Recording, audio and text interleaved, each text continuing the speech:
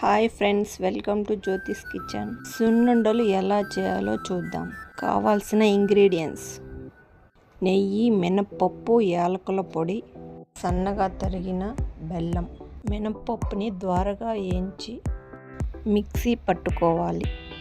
బెల్లం పొడిని ఆ పౌడర్లో వేసి మిక్సీ పట్టుకొని సలసలా కాగిన నెయ్యిని అందులో వేసి 1 కప్పు బెల్లం, 1 కప్పు మినప్పొడి, 1 కప్పు నెయ్యి సరిపోద్ది.